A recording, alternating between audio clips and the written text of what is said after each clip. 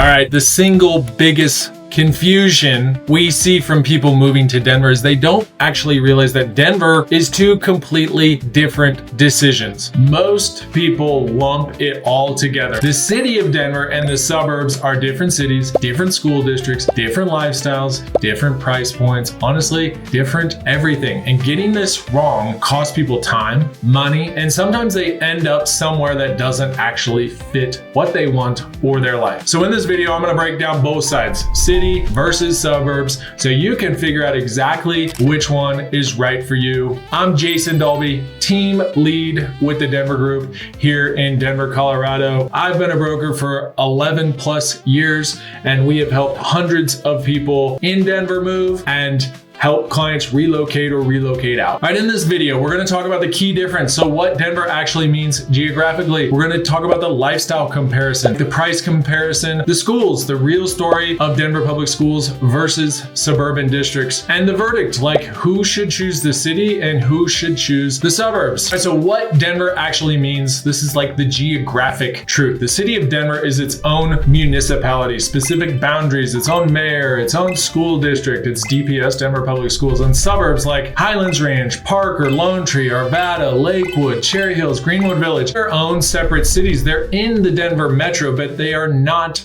actually Denver. So for instance, Highland Ranch is in Douglas County, Littleton is in Arapahoe County, different property taxes, different schools, different everything. And when someone says, I want to live in Denver, the first question we always ask is, do you mean the city or do you mean the metro area? Because those are two very different answers. They serve completely different lifestyles, and that's what we're going to try to break down today. All right, so let's talk about the lifestyle comparison, what daily life actually looks like. So when you are in Denver, it tends to be more walkable. You've got coffee shops, restaurants, bars, entertainment within walking distance. You've got older homes, bungalows, Victorians, 1950s, ranch style homes with character, Denver squares. You've got arts and music, food scene that can be right outside your door. Not every Denver neighborhood offers that, but a lot do. Diverse, eclectic neighbors. You typically have young professionals, creatives, families, some longtime owners. You will have smaller yards and less square footage, but you're paying for that very convenient location. And this we tend to see is best for people coming from larger cities. So New York City, Chicago, San Francisco, Austin, who want to keep that urban energy. All right, so then you've got the suburb lifestyle. It's much more spacious. You've got more square footage, bigger yards, tend to have newer construction. You've got planned communities with trails and pools and rec centers and HOAs. It's definitely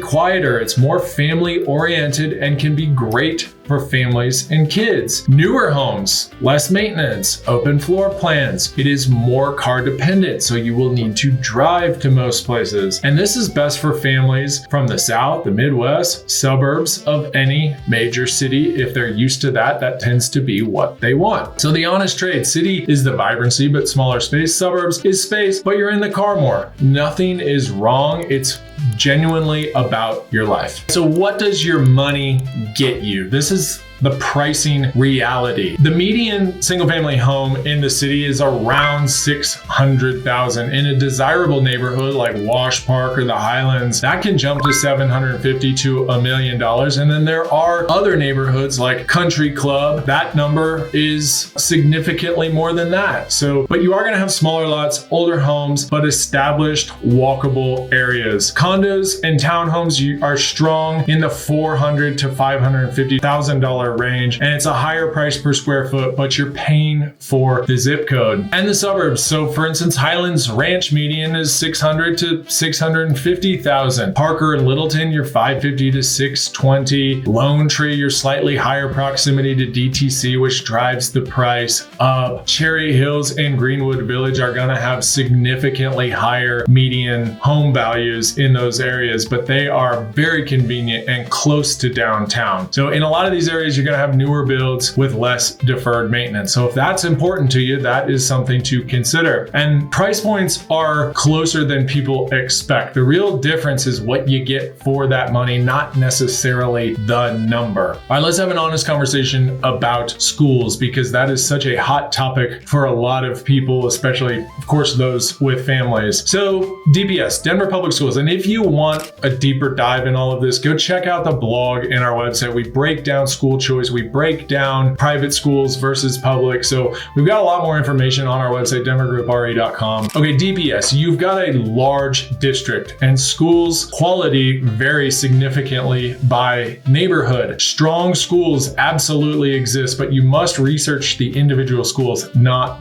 just the districts. Charter school options exist and are robust in Denver, and they offer more choice than most cities. The private school scene here is strong if that's a path you are considering. All right, and then you've got the suburban school districts. So Douglas County, Highlands Ranch, Parker, Lone Tree. These are consistently ranked top in Colorado. You've got the Cherry Creek School District, which consistently is at the top of these rankings. Littleton Public Schools, highly regarded, strong community reputation. They're more homogeneous, less district-wide variation than DPS, newer school facilities in many of these areas. And the bottom line, the suburbs win on school district consistency. It's one of the main reasons families choose them. All right, let's talk about commuting and getting around, like who's gonna win on convenience. And for the city dwellers, like if you work downtown, the city wins easily. Like you can walk, bike, short drive. You've got RTD if you want to use that. That's our public transit. City traffic is of course real,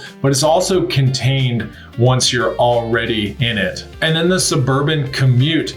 Downtown on I-25 is probably 45 to 75 minutes commuting each way in rush hour. DTC Tech Center, it's much better positioned for Lone Tree and Highlands Ranch. I can't imagine wanting to go from Arvada down to DTC. That would be a lot of car time. And then remote workers, suburbs suddenly make a lot more sense because you've got the space and you don't have to commute. And if you watched my last video, you know the commute test I recommend. You need to do your commute test on a Tuesday morning, not on a Saturday. That applies double here. So where you work should be one of the first questions you answer before picking a city or a suburb. All right, so before I give you the verdict on which is better, if you're seriously narrowing down where to live in Denver, we put together this amazing free relocation guide that maps out neighborhood lifestyle type. It's on our website, denvergroupre.com. It's called the Denver Guide.